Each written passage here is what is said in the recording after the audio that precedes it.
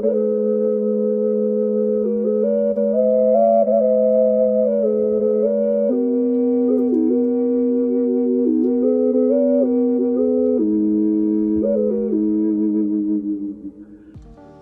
guys, and welcome back to a very cold day on the boat.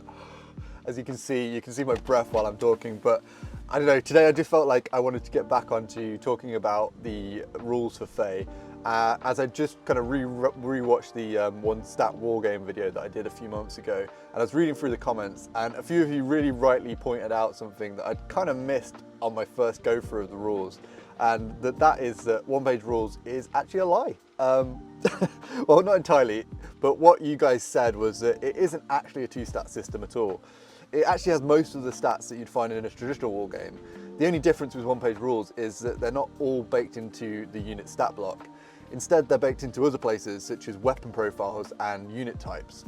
So I'm not gonna lie, I was a little bit disheartened after spending all that time developing the one stat system and focusing really heavily on getting rid of stats to then realise that that wasn't really the root of the complexity problem.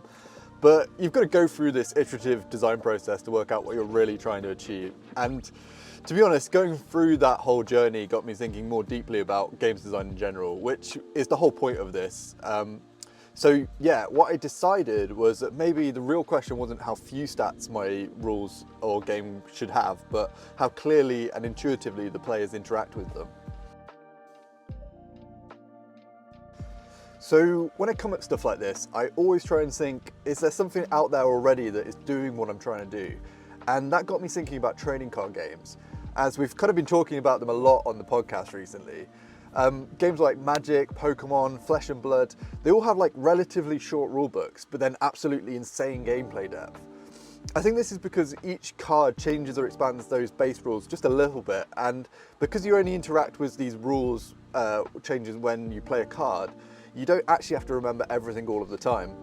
I also think the cards themselves act as a great kind of limiter for your decision space each turn, as you can only really act with the cards that you have available in hand. So yeah, I think maybe cards is the way to go with Fae. Once I had this idea of merging wargames with TCGs, I tried to start small. I started with a single deck that both players could draw from. I didn't want to do any custom decks or complex deck building rules to begin with. I just wanted a pool of magic that represented the kind of ambient energy of the world itself.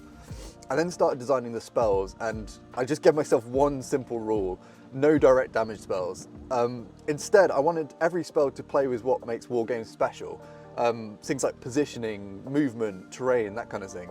So rather than dealing damage, spells might put an enemy closer or grow a patch of brambles or swap two units' positions. I wanted the magic to bend the world rather than just blowing it all up. With this spell ethos established, I put together a prototype deck with a few spells I thought would fit the theme. Both players would start the game with a small hand of cards drawn randomly, and they could draw more when they interacted with objectives on the battlefield. This created a really nice natural rhythm, pushing you to engage with the board if you wanted to gain more magical power.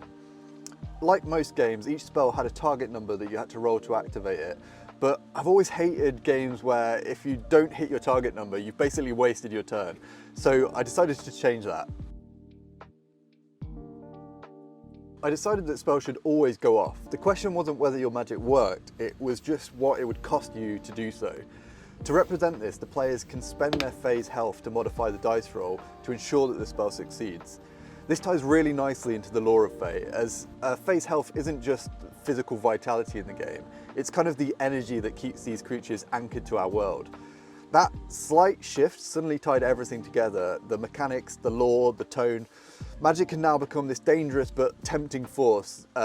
You could push your luck to do something incredible, but you might risk fading back into the Fae realm to do so.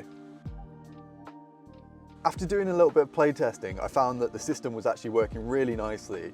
The shared deck kept it really simple, the risk-reward health mechanic made you make really interesting choices, and the spells interacting with the board created really dynamic moments of gameplay.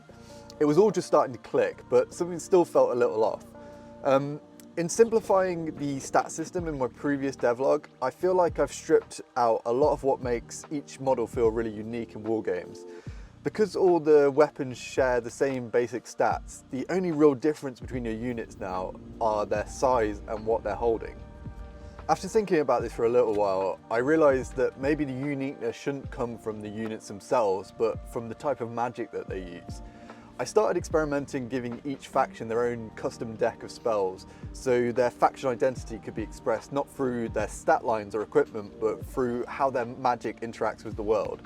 A faction like the Tree Folk could manipulate the environment with spells that grow roots or shift terrain, whereas the fast and flighty fairies might have spells to enhance movement and evasion. Now each faction could have its own flavour and playstyle without complicating the core rules to do so.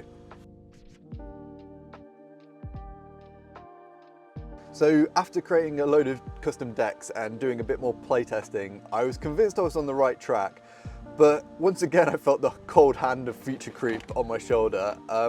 I now had custom bases, custom decks, and multiple polyhedral dice, all to write new rules for.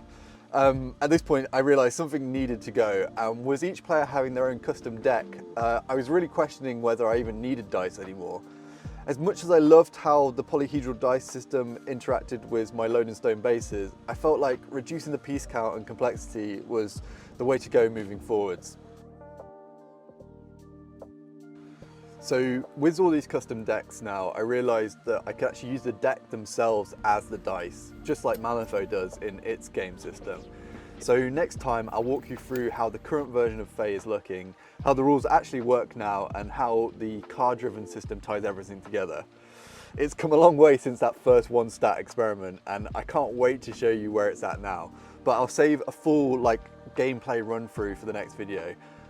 But yeah, until then, thanks for watching, and as always, get outside, touch some moss, and keep creating.